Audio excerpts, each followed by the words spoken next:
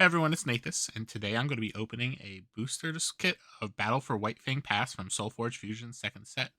And something special about this opening is that I'm actually going to be doing a sealed battle with AnqueGaming. So basically, he opened a booster kit. Now I'm going to open a booster kit.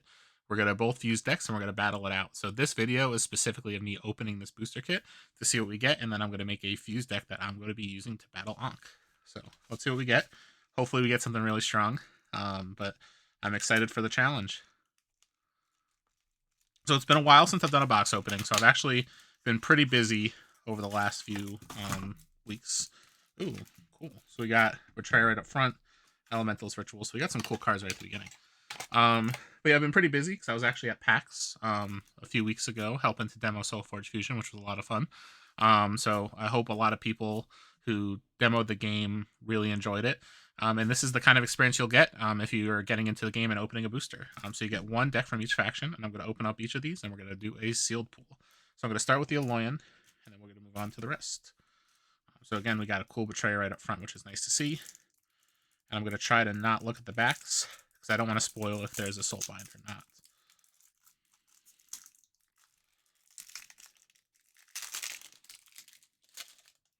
All right. So we're starting with an Armored Patron, a Bolstering Specimen, a Bricks, so we do got a Soulbind, and a Betrayer, which is pretty cool. So we got a Bricks Machine Speaker, Scythian Experimentation, Digitize, Mechanizing Safeguard, Repurposed Technician. Also, you can tell it's been a while since I've opened packs on camera because I am struggling.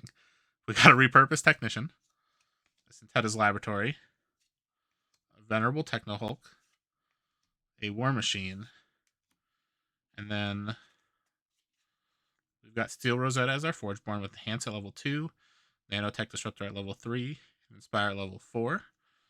And then we have our Brix's Workshop, which is a Soulbind with Bricks. And then we have Brix's Foundry, which is the other side of that Soulbind. So I'm going to lay these out. We're looking at the level 3s. We'll talk through this list, and then we'll move on to the next. I'll put these slightly in view at the bottom. So this is an interesting list. The first thing that speaks out to me is that, unfortunately, there's really no removal in this list. That being said, the Bolstering Specimen is a beast. We've got the Armored Patron, which buffs your beasts. So if there's a situation where the pairing deck has a lot of beasts, this could be a interesting fuse. Now, Syntheta's Laboratory is a very, very strong Aloyan card. So I think that card is going to, if I use this deck, help keep things moving forward because obviously, whenever we play robots on the Brix's Workshop, we put counters on it, and then every time we replace a creature in the Syntheta's Laboratory lane, we get another robot. Plus, the deck already has 1, 2, 3 robots right off the bat. So there's definitely a lot of things that could trigger the Workshop. Now, we have replacement synergy with the Technician. We have replacement synergy with the War Machine. So there's definitely a lot of opportunity for us to kind of have these little synergies. Now, the thing that's a little disappointing is that Scythian Experimentation really can only help us in terms of the Venerable Techno-Hulk with an activation or the Armored Patron with an activation. So again, if the paired deck has the opportunity to have a lot of readying, that could be very strong. So overall, it's fun to get a Bricks. This deck has some cool cards and some cool synergies. I don't know if this is what I'm going to focus on. That being said, still a very cool deck and a lot of interesting things here in terms of cards. So overall, in terms of an Aloyan deck, it's not bad. But we'll see if it's something that we end up deciding to run. So we'll put this to the side, and then we'll open our next deck.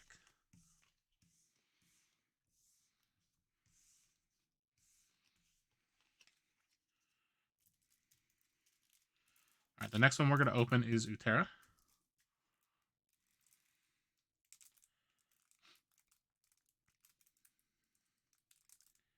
If we could get it open. There we go.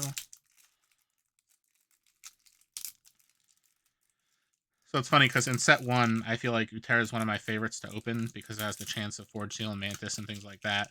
In set 2, there's still a lot of good opportunity cards, but I like red a lot more. And in set 2. So we're going to start with an Armored Elk, a Brashful Wartusk, a Crogius, Sparian Steelplate, Ferocious Roar, Mystical Tangle Sprout, Oxodon Rager, Patriarch's Binding, Shifting Aetherroot, Taliesin, and our Forgeborn is a Nova. So we got Bounty at level 2, Nova's Dominion at level 3, and Nova's Might at level 4. So let's lay this out real quick.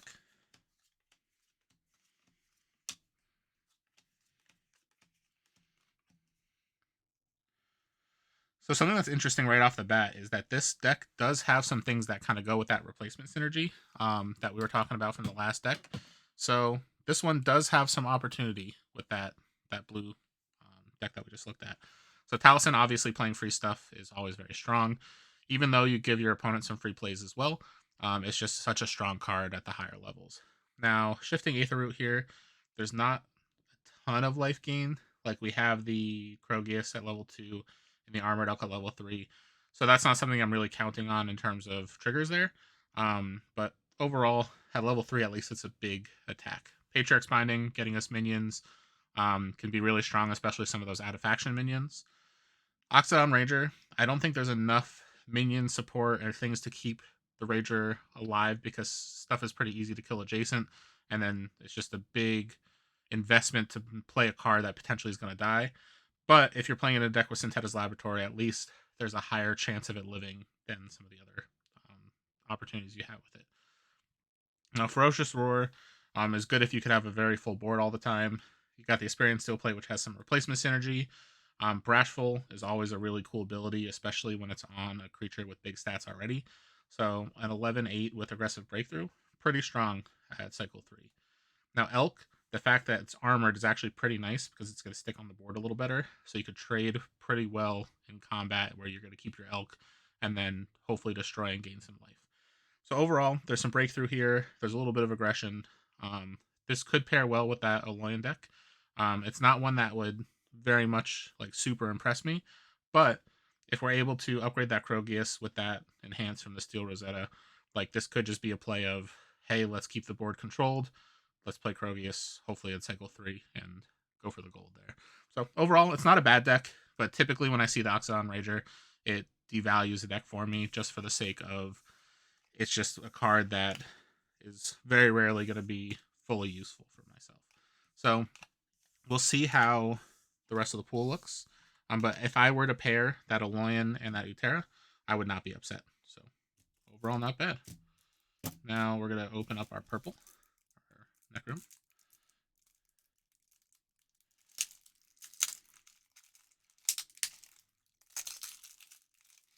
All right, there we go. Starting with an Abyssal Drake, Camouflage Demon, Combat Slime, Grave Pact, Grimgaunt Harvester, Grimgaunt Predator, Horrific Stitcher, Ossuary Mech, Runescarred Pit, Spite Maiden, with a Nyx, with Endless Death at level 2, Dark Summoning at level 3, and Dark Ritual at level 4. So honestly, this is not bad. I wasn't super thrilled in the first few cards, but I don't hate how this deck ended. So first of all, like Abyssal Drake is interesting because it has mobility, so it is more likely to live when you play it to get that Abyssal trigger. But again, you're putting a lot of effort into keeping that alive. But overall, level 3, the stats are not bad. Where if you do end up playing that as your play line, it's not going to be the end of the world. Now, Camouflage Demon, unfortunately, again, stats are not super exciting for me, but you get the stealth, which could be okay. Combat Slime, again, not super exciting for me. It's just like a relatively vanilla creature with armor. Now, Grave Pact as removal, not bad, especially if we're looking at some of those more minion generation strategies. Grimgaunt Harvester with Grave Pact is a nice little combo, especially with that Ossuary Mech as well, so you could destroy some creatures, hopefully upgrade some cards, get some triggers on the Harvester. Now, Grimgaunt Predator, it's a card that I never respect enough, because if that lands on Forge and your opponent doesn't have a way to deal with it, it's just so disheartening to be on the other side of Winged Predator. So it's something that definitely not bad, especially for a sealed environment. Now, the part that gets me excited here is the 4 cards at the top left. So the Spite Maiden, obviously playing free spells is important. Now, there's only 2 spells in this half, but I think just to go back and look at the land half, there were 3 spells. So honestly, not that many as well. But anything you could do to play that like Runescar Pit for free or that Grave Pack for free, like I'd rather pay that 5 life anytime. Now the Horrific Stitcher with some of those minion generation in both of those decks is pretty nice because you could give an opposing creature -5/-5 at level 3, so it's removal. Plus, you're going to potentially bring back one of your threats. So overall, don't hate this deck. I think this is probably on the stronger side of what I've opened so far, especially because just Spite Maiden and the Stitcher have a lot of value. But again, we'll open up the last deck and see where we feel in terms of our final pairing. But there's enough utility, like the Runescarred Pit is just such a good card that I would be happy to play this deck. All right, so now we got one more deck to open, starting with a pretty nice card of Elementalist Ritual. Now, one could dream that there is a Nova Elementalist in here. The odds of it are low, but something that I've really wanted is an Elementalist Ritual and a Nova Elementalist in the same list. So I doubt today's going to be that day, but you never know. So we're starting with an Elementalist Ritual, Firestorm, Ice Storm, all the storms, Icelance Mangus, Stampeding Ice Crusher, Stampeding Mongosaur, Stout Stormling, Uranti Elementalist, Volcanic Hark Rider, Windspark Elemental, and we've got a Korok. Lightning Speed at level 2, Demolish at level 3, and Blast Wave at level 4. So wow, this has a lot of removal. Like, that's actually pretty crazy, the kind of amount of just board wipey cards we have here. So starting out, this Elementalist Ritual can do some crazy things in this list. So now granted, there's only 2 Elementals here, so the odds of me being able to use 2 abilities of Elementalist Ritual is relatively low. But the fact that it is basically a Firestorm, like a smaller grade Firestorm, or I could increase the damage before playing an Ice Storm, a Firestorm, a Mangus, a Stampeding Mongosaur. So there's a lot of just damage in this list, and I think that being able to boost that damage is very strong. Now, Uranti Elementalist, letting me play cards for free, is very nice in terms of just synergies with either the minion lists or synergies with just the being able to play extra spells. So just again, the Ice Storm, Firestorm, Elementalist Ritual just has like nice spray damage. We've got a lot of aggressive in terms of the Windspark Elemental, Stampeding Ice Crusher. And then the Stout Stormling is just a big elemental body that could stay on the board. It's got mobility. And then you could pretty easily use the Stampeding Mongosaur to damage something like the Stout Stormling so it stays alive and you get the damage off the Mongosaur. So I very much think that I enjoy this list. Likely, this is the one that I kind of focus on as my main pairing just because this has a lot of fun stuff. And granted, I'll potentially be wiping my own board with the Firestorm, but it's just, there's a lot of cool stuff going on here. So what I'm going to do is just quickly review the other decks. So again, having the ability to have a Spite Maiden in the purple half seems pretty strong with this red half, but there's not enough spells to really take advantage of Elementalist and Spite Maiden. But it's definitely worth considering the purple red. The blue had, let's see, a laboratory. The Scypian experimentation is interesting, I guess, with the Icelance Mangus, but again, we're not getting too much in terms of value there. There's no beasts in our Tempest half. And then finally, looking at our green half, even though there's a Krogius, I don't think that we're going to get too much out of this green half with the red. So just to review them on the camera, because I just want to do a quick skim through it myself. So obviously on the green side, the Talisen's pretty nice with the red list we have. Patriarch's Binding could be interesting in terms of the replacement synergy. The Rager, kind of iffy for me. Same with the Tangle Sprout. It's just one of those things where it's just not as aggressive as I would like. The Ferocious Roar is nice. The Steel Plate is nice. The Krogius is really strong if we could go through the upgrade plan. Then obviously we have the Elk and the Brashful War Tusk. So I think if I was going to play this green half, it would have to be with the blue. So now if I'm going to look at the blue half, we obviously have Bricks with Bricks' Foundry, which is strong. The Mechanizing Safeguard, making other things robots, not super important for me. It's going to trigger your Bricks' Foundry to help you flip it, but that's really about it. The Repurpose Technician, so replacing stuff to upgrade could be kind of strong, but it has to be this card, not other cards, so it's like not going to be as helpful unless we're using the Laboratory. Now, Centetta's Laboratory is the reason why I would kind of want to build this blue half, but with Elementalist Ritual, you're going to kind of be wiping your own gizmos, so it's something to keep in mind. And even though the Centetta's Laboratory kind of makes me want to go with this blue half, I just think there's enough weak cards with it where I think I would need to put it aside. So now let's look back at our purple half. So the Harvester, Grave Pact, Harvester is an interesting kind of little combo of just being able to remove creatures with the Grave Pact and kill some like my own things. The Runescarred Pit and the Spite Maiden are kind of what's really making me want to lean here, because being able to potentially play extra spells with both the Elementalist and the Spite Maiden lets me dump my hand more than, like, I'll be able to play 3 to 4 cards many turns, I think. So even though, and let's just review the Forgeborn abilities.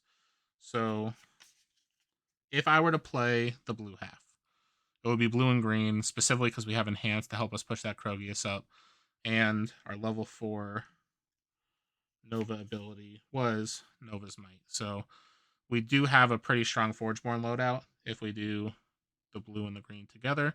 So I think these two are a pretty strong pair in terms of a sealed list, specifically because then we can try to push out a bunch of upgrades, keep the board full, and then the ultimate goal here is to, I think, really try to get that Krogius upgraded and played.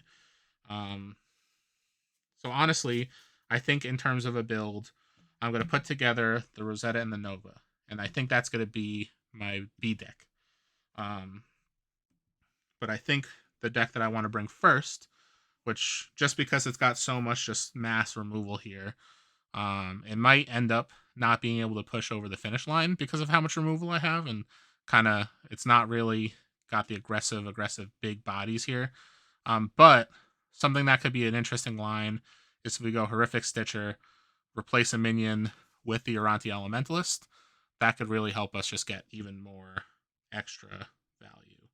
So our Forgeborn here for Nyx again was Endless Death at level 2, which is not super great here unless we're going to use that to get like Firestorm fodder. Dark Summoning at level 3, again, not super great. So overall, I don't think this Nyx is something I would focus on. So if we look at the Korok, being able to give our creatures aggressive, Demolish, and Blast Wave, yeah, this is definitely the Forgeborn to go if I make this pairing. So I do think that between and I'm a little torn. I think that honestly, even though my heart really likes this red purple, and I'm gonna play this as my first option, because I do think it could be interesting. And what we're gonna actually do is we're gonna show the purple out here as well. Even though I think this red purple could be interesting, I do think that the green blue potentially has a better shot because of that Krogius path. But just to kind of show the whole list out at once.